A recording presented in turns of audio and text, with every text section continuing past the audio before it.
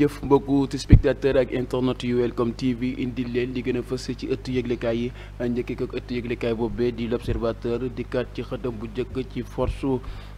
Covid 2019 yooyee nga xamante ni nag dafa am ñu ciy topp au cœur des interrogatoires. Ce qui s'est passé, c'est le juge Baba Hamdi, son pôle d'avocats, les 110 millions de francs CFA qui ont fait l'objet de contestations sérieuses et les 2 millions restants qui ont failli lui coûter sa liberté. Le cas particulier de Tange Tandian, placé sous contrôle judiciaire sans avoir consigné le moindre sou, mais tout de même inculpé pour détournement de deniers publics et faux en écriture privée. mu mel ne nag ba léegi mbirum Covid 19 boobee ak koppar yi ca génnoon daal ñu ngi cay topp ay nit ba léegi kii di Baba Hamdi moom ak ay avocat am coowal 110 millions ya nag fi mu nekk nii moom lañ ko tegoon ci kaw table yi ngir nag mu jéem leeral loole nga nag boobee ba léegi tamit moom ma nga doon contesté 110 millions ya nga xamante ni dañ koo teg ci ndoddam moom Baba Hamdi, waaye am na 2 millions yu des yu nga xamante ni daal moom furaak kenn xamul fa mu jaar. loole nag moo ko naroon coûté lii di liberté kii di nag Tange Tandian moom dañu ko placé sous contrôle judiciaire gannaaw sax ba mu wuyoo yoon, waaye amul dara lu mu teg ci taabal ji lu leer moo tax nag ñu daal di koy def contrôle sous contrôle judiciaire. ñu dem ci beneen ëttu yëglekaay. Sud Quotidien, rapport Cour des comptes gestion fonds Covid, tous à la DIC, alors que l'affaire de la gestion des fonds Covid est loin de connaître son épilogue avec son lot de retour de parquet, mandat de dépôt et autres contrôles judiciaires. La division des investigations criminelles s'est vue confier à nouveau un autre dossier, celui du rapport de la Cour des comptes. La décision a été prise par le procureur de la République financier. mu mel ne nag ba léegi tamit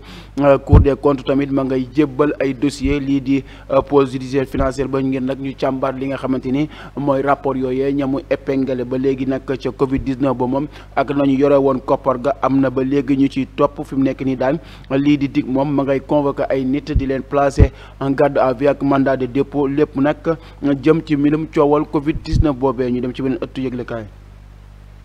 Le Quotidien, reddition des comptes, la justice au temps des hommes, rapport Cour des comptes, le pôle judiciaire financier en action, fonds Covid entre consignation et retour de parquet. mu mel ne yëglekaay boobee di Le Quotidien dikkaat na tamit ci jëm ci reddition des comptes ak Cour des comptes ya muy jébbal li nga xamante ni mooy pôle judiciaire financier ba. moom nag ma nga yëy yàbbi ca yooyee dossier jëm ci ñi nga xamante ni nag da leen ne épinglé woon ci yooyu rapport ba tey tamit des ci li nga xamante ni mooy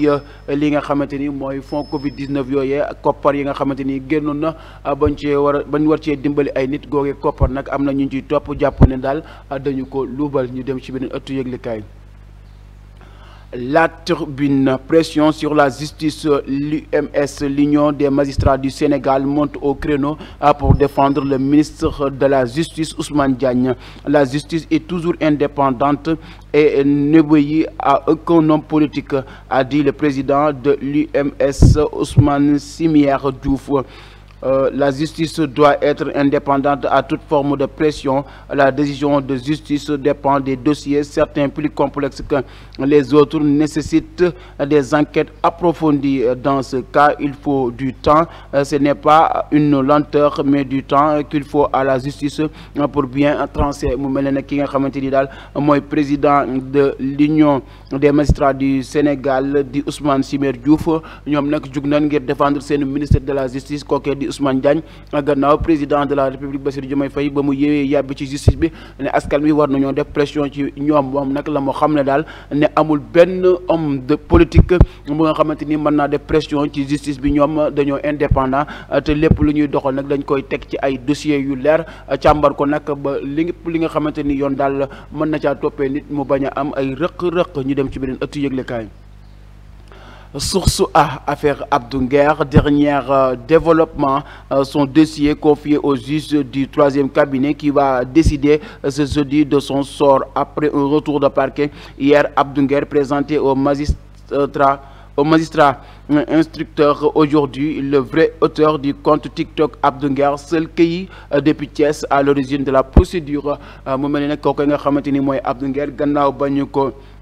defee garde à vue mu mel ne nag tey dina jàkkaarloog juge boobee bu troisième cabinet ngir nag ñu mën a yëy yàbbi ci ab dossier moom Abdou Nguer sax kookee nga xamante ni daal dafa ubbi woon benn compte TikTok def ci Abdou Nguer Seul kookee nag mujjee nañ koo jàpp teg ko loxo jëm nag ci li nga xamante ni defoon na ci ay publication ba ñu woo ki nga xamante ni mooy Abdou Nguer ñu dem ci beneen ëttu yëglekaay. Li quotidien, pacte social, le front syndical se braque, Mody Guiro, secrétaire général CNTS, les engagements du gouvernement sont imprécis. On s'interroge sur l'empressement à vouloir conclure un pacte sans résoudre les revendications prioritaires. Le front syndical refuse d'avancer sans cette aventure périleuse, sans un débat de clarification sérieux. Mu mel ne nag ñi nga xamante ni daal mooy syndicat boobee di CNTS kooku jiite di Mody Guiro nekk secrétaire général ba daal yéen a yàbbi nag ci ñi nga xamante ni daal ay dossier yu ñu teg di ay revendication teg ko nag ci taabulub état bi waaye nag ñoom dañu jàpp ne daal état bi nam leen tontoo dara leeragu ci ba lépp li nga xamante ni ñoom bëgg nañ ko état bi saafaragun ko nee na nag bala ñoo avancé ci lenn ñoom daal faaw ñu joyanti yooyu rëq-rëq jëm nag ci seen i indemnisation seen i ndàmpaay yi nga xamante ni ña ngi koy laaj ngir nag ak revendication yi nga xamante ni ña ngi koy def ñoom syndicat boobee daal loolu la ñuy laaj li nga xamante ni mooy étape Sénégal ñu dem ci beneen ëttu yëglekaay. Enquête FMI, course au financement, le Sénégal perd du terrain, suspension du programme FMI du Sénégal depuis 2024 pour Misereporting. La Côte d'Ivoire, le Bénin, le Togo et le Mali déroulent leur programme. Le gouvernement mise désormais sur le financement local et sous-régional. Mu mel ne nag diggante FMI ak Sénégal dafa mel ne nag jaaratuñu taal ndax Sénégal moom gannaaw ba ñu dindee loole nga xamante ni mooy